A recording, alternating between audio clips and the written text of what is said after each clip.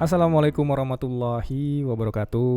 Ya, kembali lagi di podcast STS Surakarta Ya, di mata kuliah Project Project Management Management. bersama saya Mandar Ahmad Finubis dan Atik Lucia. Ibu Atik Lucia. Ya. Kali ini kita sudah memasuki, bukan sudah ya, baru memasuki pertemuan kedua.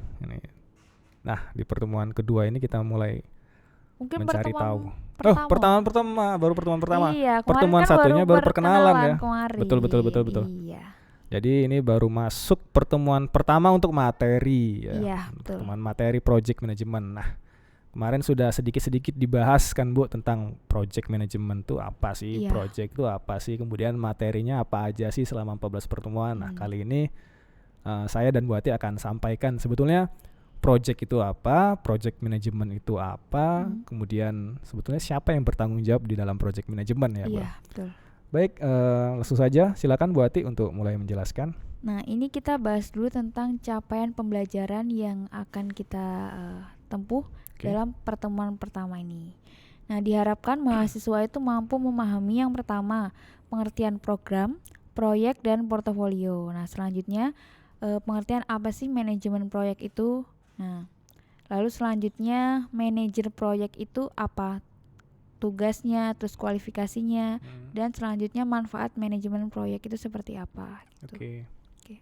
Nah, masuk ke istilah yang perlu dipahami. Nah, ini ada 3 istilah penting dalam manajemen proyek yang perlu kita pahami. Yang pertama ada stakeholder.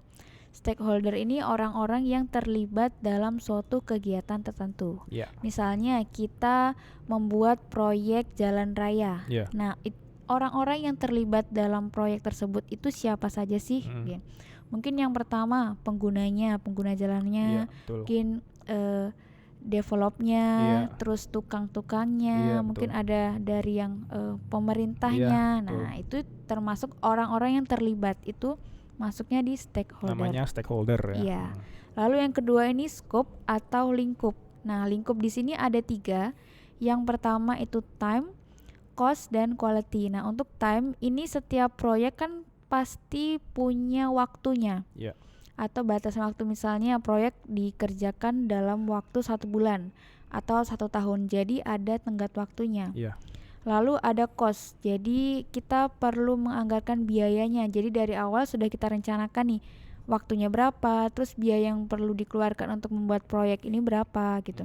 Selanjutnya ada kualitas. Nah, kualitas ini juga perlu kita rencanakan di awal, karena suatu proyek yang berhasil itu yang kualitasnya juga tetap nggak cuman proyek selesai, tapi juga tetap bisa berlangsung atau bisa digunakan dalam jangka waktu yang lama. Oke. Jadi kalau kita berbicara tentang scope itu hubungannya dengan time, cost, sama quality. Ya. Ada waktu, ada biaya, dan juga ada kualitasnya.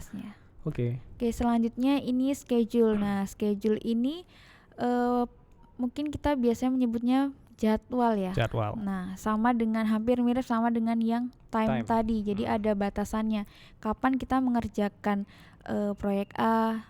Nah, step-step dari proyek itu apa aja? Nah, terjadwal gitu. Selanjutnya ini kita perlu menyamakan persepsi ini dulu nih antara proyek, program, dan portofolio. Oke. Mungkin kalau yang pertama dulu nih, proyek. Nah, pertama kali yang kalian pikirkan ketika mendengar kata proyek itu apa sih gitu? Mungkin Pak Amanda apa? Ya, kalau saya mungkin kalau dulu dengar proyek itu ya bangun bangun jembatan, bangun gedung. Betul. Gitu. Jadi kayak sesuatu pekerjaan yang berat gitu. Iya, berat, konstruktif lah, ada konstruksi gitu, bangunan gitu. Itu proyek kalau dulu. Dulu saya mikirnya proyek seperti itu. Betul. Mungkin teman-teman juga yang pertama kali mendengar proyek juga mikirnya sama. Iya, langsung terpikirkan kayak hal-hal yang besar, misalnya proyek pembangunan apa gitu. Betul. Nah, selanjutnya ini kita masuk ke nanti ada penjelasannya. Yang kedua ini program. Program ini bagian atau kumpulan dari proyek-proyek tadi. Nah, selanjutnya yang tertingginya ini portofolio. Portofolio itu gabungan dari proyek dan program. Ini. Oke. Nah, ini frameworknya untuk lebih mudah. Nah, jadi dari yang paling bawah ini resource sumber daya dan stakeholder tadi, misalnya kebutuhannya apa. Iya. Terus kan kita mau bikin, saya mau membuat proyek mungkin apa ya, pembangunan desa. Ya, bisa. Nah ini proyek 1, terus proyek 2 ini apa yang lainnya. Nah ini kita tuliskan proyek-proyeknya. Oke. Nah proyek ini bisa masuk ke yang program. Contohnya yang kita lihat nih, program A. Nah untuk membuat program A itu diperlukan proyek 2 dan proyek 3 gitu. Jadi ada beberapa proyek. Kumpulan proyek. Kumpulan dari proyek itu namanya program. Tapi suatu proyek itu juga bisa langsung disebut dengan portofolio. Ya. Ketika si proyeknya ini skalanya mungkin masih kecil. Ya, biasanya perusahaan-perusahaan kecil gitu. Ya. Jadi perusahaan kecil, startup kayak zaman-zaman sekarang kan banyak startup itu, berarti dia belum punya program yang besar, dia cuma punya proyek aja. Nah, jadi nggak punya program dia. Jadi langsung aja di portofolio turun ke project gitu. Tapi kalau misalnya suatu program itu bisa dijelaskan lebih rinci, nah itu masuknya lebih ke proyek gitu. Terus ada tadi proyek itu bagian yang kecilnya, terus program itu kumpulan dari proyek-proyeknya, dan portofolio ini kumpulan dari program dan proyek. Juga project, Nah, ini untuk pengertiannya. Proyek itu sebuah usaha yang dilakukan dalam kurun waktu sementara untuk menciptakan sebuah produk, jasa, ataupun hasil yang unik. Nah, ini kita bisa ngeliat keywordnya nih, yaitu sebuah usaha atau suatu kegiatan nih, itu sementara dan unik. Kenapa disebut sementara? Karena ada batas waktunya tadi gitu. Jadi kalau misalnya kayak kerjaan administrasi itu yang tiap hari berulang gitu aja, itu bukan proyek. Bukan proyek. Yang namanya proyek itu ada jeda, ada sesuatu yang kita lakukan dalam kurun waktu tertentu menghasilkan sebuah produk ataupun jasa yang unik yang bisa dipakai oleh orang gitu. Berarti bukan sesuatu yang berulang ya, Pak? Bukan sesuatu yang berulang gitu. Selanjutnya ini program, itu kumpulan dari proyek-proyek atau program yang dikelola untuk mendapatkan keuntungan yang tidak didapatkan jika dikelola secara terpisah. Jadi program tadi kumpulan dari proyek-proyek. Nah itu keywordnya dari kumpulannya itu tadi, dan memperoleh keuntungan gitu. Jadi kalau misalnya ada satu proyek aja nih, itu belum tentu bisa menghasilkan keuntungan. Proyeknya harus digabungkan dengan proyek-proyek lain supaya menjadi sebuah satu program yang nantinya akan menghasilkan keuntungan gitu. Oke, selanjutnya ini portofolio. Nah, ini lebih tinggi lagi. Jadi kumpulan dari proyek, program, atau portofolio turunan. Dan operasi yang dikelola sebagai sebuah kelompok untuk mencapai tujuan yang strategis dari sebuah organisasi. Misalnya, suatu perusahaan itu punya target yang besar. Nah, target itu masih dibagi-bagi lagi, dipecah-pecah lagi. Nah, itu disebut dengan portofolionya. Jadi biasanya ini udah jangka panjang nih portofolio. Tujuannya udah jangka panjang supaya dia mampu bertahan di dalam bisnis. Jadi nggak hanya sekedar keuntungan aja, tapi bagaimana supaya ini perusahaan sustain ataupun mampu bertahan selama-lamanya kalau bisa. Itu berhubungan dengan portofolio gitu. Oke, lanjut dulu. Nah, selanjutnya ini untuk proyek itu lebih ke tujuannya tuh taktis, teknik. Jadi lebih yang kecil-kecilnya. Jadi kayak contohnya kita udah ngerjain proyeknya tuh udah benar atau belum sih, sudah sesuai dengan target atau belum, sudah prosedur atau belum gitu. Sedangkan kalau untuk portofolio ini lebih ke strategic goals atau tujuannya itu yang lebih tinggi tadi. Jadi misalnya kita ada jangka waktu yang lama, gimana cara perusahaan tetap bertahan di era digital ini. Nah, itu kan strategis sekali. Nah, itu masuknya ke portofolio seperti itu. Nah, ini untuk penjelasan lebih rinci tentang hierarkinya, portofolio, program, dan proyeknya. Nah, kalau proyek manajemen ini lebih ke melihat kualitas entah yang dari si produk atau si jasa yang dihasilkan. Lalu kalau untuk programnya ini melihat dari nilai yang atau yang diharapkan dari stakeholder. Jadi kan kalau misalnya kayak misalnya nih kita membuat sebuah produk, misalnya produk katakanlah produk yang agak unik ini misalnya pisang goreng crispy rasa madu misalnya Iya. gitu. Stakeholdernya siapa? Stakeholdernya itu ya si konsumen kan salah satunya. Iya. Nah, kita harus menciptakan value. Hmm. Nah, situlah bagian si program manajemennya gitu. Iya. Lalu selanjutnya itu portofolio manajemen. Jadi lebih berfokus untuk nilai dari suatu bisnisnya Nilai itu. Jadi bisnisnya. kayak tadi misalnya bisnis ingin bertahan lama, nah itu nilai yang dilihat itu lebih ke bisnisnya, bukan lagi ke Betul. konsumennya Iya. atau ke produk yang dihasilkan. Iya. Jadi kalau misalnya kita mau ambil contoh sebuah perusahaan yang cukup besar ya, kadang-kadang kan perusahaan itu punya program pemasaran atau program pengembangan SDM-nya. Iya. Nah, dalam program pengembangan SDM ini nggak mungkin proyeknya cuma satu, cuman proyek untuk membuat sumber daya manusianya terampil aja, Iya. tetapi punya proyek-proyek lain seperti pengadaan sumber daya manusia yang baru, sumber daya manusia yang lebih berkualitas. Itu kan gabungan proyek untuk mencapai sebuah programnya mereka. Iya, betul. Nah, di antara program-program ada program pemasaran, ada program SDM, itu juga ada portofolio di atasnya. Iya. Tujuannya untuk apa? Supaya perusahaannya itu sustain kan, Iya, semakin bagus betul. di bisnis. Nah, itu kira-kira contohnya untuk perusahaan besar. Oke. Nah, ini untuk perbedaannya dalam segi manajemennya. Kalau proyek itu yang bertanggung jawab itu misalnya manajer proyek itu tanggung jawabnya terhadap tim dan pencapaian proyek. proyeknya. Lalu untuk program itu dikelola oleh tim manajer program. Nah, ini memastikan untuk programnya itu sudah dieksekusi dengan Iya. baik. Sesuai ekspektasi atau tidak sih Iya. garapannya ini? Terus manajer program ini koordinasi dengan seluruh komponen dan programnya. Iya. Selanjutnya itu portofolio. Nah, dari segi manajemennya itu dikelola oleh CEO. Kalau yang tadi kan manajer. Nah, ini Betul. lebih ke CEO-nya. Dan si CEO-nya ini bertanggung jawab pada semua proyek dan program yang sudah dijalankan. Iya, Jadi karena- sampai ke teknisnya itu juga tetap bertanggung jawab. Iya, karena dia memiliki posisi yang paling tinggi Iya. di dalam organisasi tersebut kan. betul. Iya.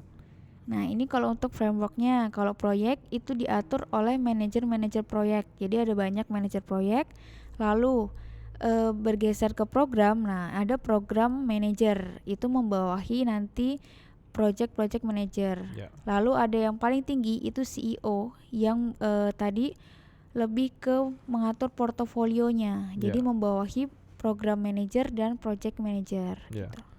Ini kalau CEO hubungannya udah gimana sih bikin kebijakan-kebijakan yang strategis ya Iya. buat perusahaan.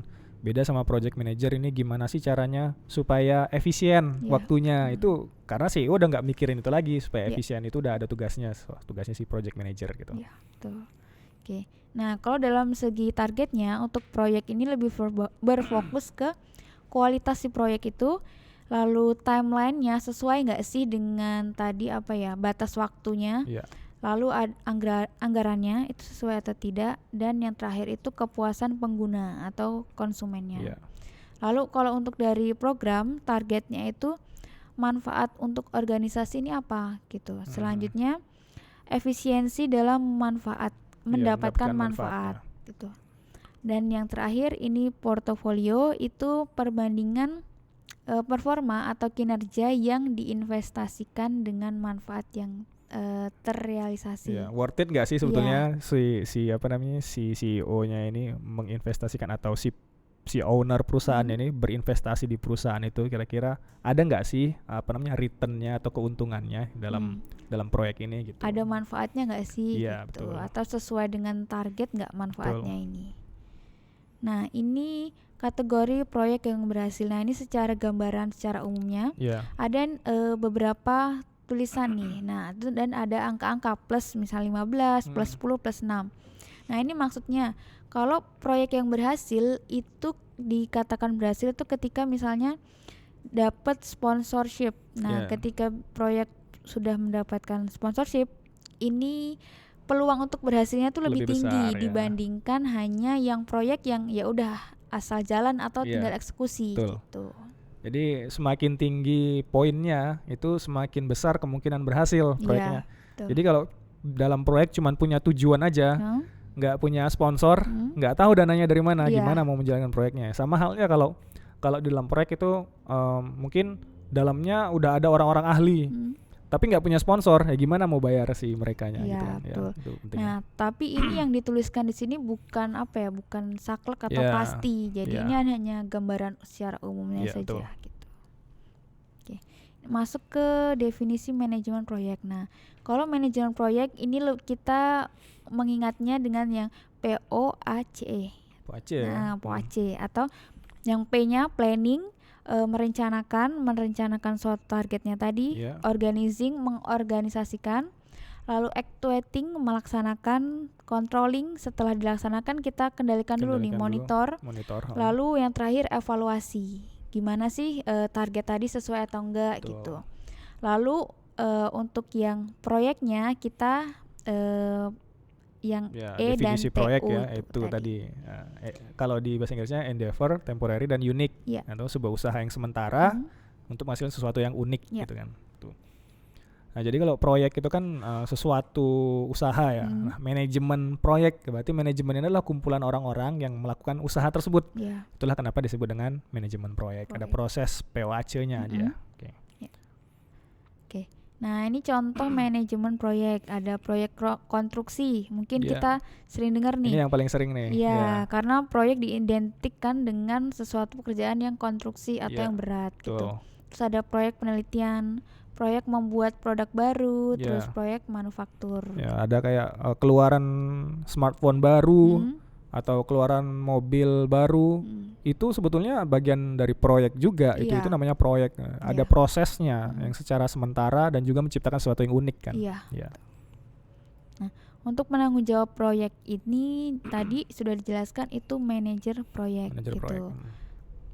Nah, ini untuk tanggung jawab manajer proyek. Jadi ketika teman-teman mau menjadi manajer proyek kayaknya Iya. seru nih gitu kan. Mm. Nah, teman-teman bisa nih melihat tanggung jawab ini. Iya.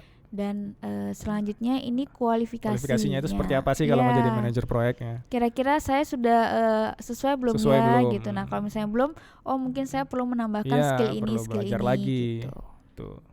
Ini bisa teman-teman baca poin-poinnya. Nanti kalau misalnya ada yang kurang paham maksudnya apa sih kualifikasinya ini, misalnya kok harus ramah dan mudah didekati gitu, nanti tanya aja lewat Discord gitu. Jadi Iya. saya sengaja supaya teman-teman baca dulu supaya nanti ada yang tanya nih bagian-bagian seperti ini. Oke, lanjut Bu. Nah, kita sebetulnya perlu nggak sih yang namanya manajemen proyek gitu? Ya, perlu nggak sebetulnya? Perlu dong. Nah, yang pertama, kenapa perlu? Karena kita perlu membuat tujuan fokus yang jelas. Artinya tadi kita mau bikin misalnya proyek peluncuran smartphone baru. Iya. Nah, untuk membuat itu harus apa-apa? Harus jelas, Iya. harus jelas kan smartphone-nya ini smartphone yang seperti apa, spesifikasinya mau seperti apa gitu kan, harus jelas. Konsumennya gimana? Konsumennya siapa gitu kan. Itu juga harus jelas. Lalu yang kedua, menciptakan jadwal dan perencanaan yang disepakati bersama dan realistis. Ya. Jadi kita menciptakan suatu jadwal atau deadline lah. Nah, ini realistis. Jadi jangan yang kita tadi bikin produk smartphone, tapi deadline membuatnya hanya 1 bulan. Iya. Kan rasanya Tidak sulit, realistis nggak itu. mungkin Ya. gitu kan. Jadi harus realistis disesuaikan dengan si SDM dan kondisi perusahaannya Betul. juga. Lalu ada memaksimalkan sumber daya yang ada. Jadi kita jangan memaksakan bahwa sumber daya saya cuma segini, tapi saya pengennya ini. Nah, disesuaikan dulu dengan yang ada. Karena di sini juga ada namanya cost, ada budget kan, sama ada timeline gitu. Sesuai nggak sih dengan budget kita gitu. Selanjutnya ada proses yang berurutan. Jadi ketika mau bikin target A, itu step-stepnya apa aja ya harus dilakukan sesuai stepnya itu tadi. Iya, karena sudah dijadwalkan, sudah sudah terjadwal dan juga cost-nya, biayanya itu juga sudah dianggarkan gitu. Jadi nggak bisa sembarangan. Iya, gitu. betul. Lalu ada quality control. Nah, ini untuk membantu menjaga kualitas produk. Jangan hanya sudah membuat produk tapi ternyata kualitasnya jelek di pasaran. Iya, nah, gitu. Jadi nggak hanya mikirin tentang bagaimana supaya efisien, biayanya murah, tapi kualitasnya jelek. Tapi juga harus perhatikan kualitasnya gitu. Iya, kan kayak percuma kalau kita bikin produk tapi ternyata banyak keluhan. Iya, nah, itu ataupun malah nggak dipakai produknya. Iya, gitu kan. jadi akan kayak nggak efisien jatuhnya nanti. Betul. Nah, kalau ini penyebab gagalnya manajemen proyek. Nah, bisa dari segi orangnya. Nah, kalau dari segi orang, misal contohnya ada kurangnya skill atau kurangnya pengalaman. Itu bisa menyebabkan proyek itu gagal. Ya. Lalu ada proses. Nah, kalau proses ini bisa dari perencanaan yang buruk, Betul. itu bisa, atau kurangnya Kontrol, kontrol, ya, itu ya. juga bisa. Ya. Lalu ada dari teknologi, Teknologinya. mungkin teknologinya Ya, kurang up to nggak date, sesuai nggak dengan yang sesuai, sekarang gitu. ya. Dan yang terakhir organisasi atau perusahaan itu sendiri. Jadi kurangnya petunjuk atau arahan, gitu. terus misalnya birokrasinya terlalu rumit, ribet itu ya. juga bisa. Nah, ini teman-teman bisa baca sendiri dulu. Iya. Nah, nanti kalau ada yang bingung kita bisa diskusikan. Iya, betul. Oke. Oke, Ya. sudah Nah, cukup sudah cukup Ibu sampai Ati, ya. untuk materi pertemuan pertama, dan ada quote dari kami. Bukan dari kami sih sebetulnya, kami mengutip dari Edward Murphy, kalau if everything seems to be going well, you obviously don't know what's going on. Jadi kalau semuanya kelihatan baik saja, sebetulnya kamu tuh nggak tahu apa yang terjadi. Iya. Jadi ya dalam project ini kamu harus tahu detail-detailnya, karena nggak ada sebetulnya yang mulus-mulus aja gitu. Iya. Oke, terima kasih Ibu Ati dan juga teman-teman yang telah menyaksikan pertemuan pertama ini. Demikianlah dari kami. Wassalamualaikum warahmatullahi wabarakatuh. Waalaikumsalam warahmatullahi wabarakatuh.